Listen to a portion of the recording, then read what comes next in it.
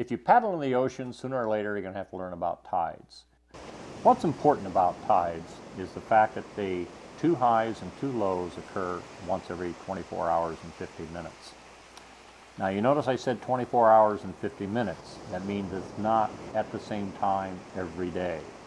That means if you're able to find a place where you can set your boat in at 9 o'clock in the morning on a high tide, if you go out and paddle and come back 6 hours later, now you're going to find you're at dead low.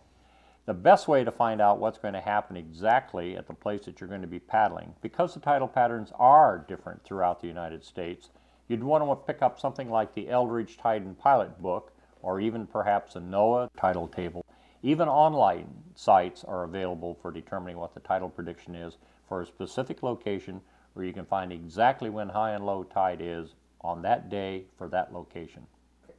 Of course, one of the essential elements in looking at a tidal chart or tidal table is determining what the range of tide is going to be for where you're paddling. This varies dramatically throughout the United States, being very low tidal ranges down in the Gulf area of Florida and so on, being 1 to 3 feet, whereas if you're going to paddle in the Bay of Fundy, you're looking at 30 to 40 foot tides.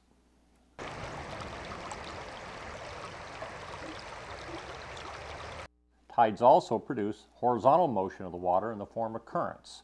These currents can be very swift at times, oftentimes exceeding 8 to 10 knots, or they might be very small motions of the water. But they occur particularly close to shore or in areas where the movement of the water is somewhat restricted. Now, in order to find out something about tidal currents, you may want to take a look at something such as a tidal current table, in this case the Pacific coast of North America and Asia, or the Atlantic coast of North America. Both of these books are based on NOAA data.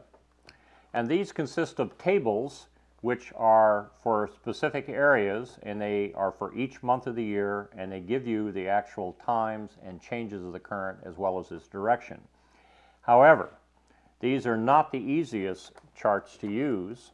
Therefore, you may want to turn to something that's available in Eldridge again, the Tide and Pilot book, where we actually have an overview of an area that shows you tidal current direction each hour of the day as the currents change with the tides. But even then, these charts may not cover the exact area you wish to paddle in, and we have yet another source of information on tidal currents, much more specific, in the form of local guidebooks to an area. In this one, Kayaking the Maine Coast, Dorcas Miller has provided a lot of the essential information for you on particularly hazardous areas that you might be concerned with. There are regional guidebooks such as Tamsen Venn's Kayaking the New England Coast, which also provides this nice overview of tidal currents. If a current or an object in a current is moving at 1.7 feet per second, it's moving exactly 1 knot. Now, if you happen to have a 17-foot kayak and it takes you 10 seconds to move past an object, you're obviously traveling at 1 knot, or the current is carrying you at 1 knot. Because remember, in order to use this estimation method, you have to actually stop paddling, so there's no way on your kayak.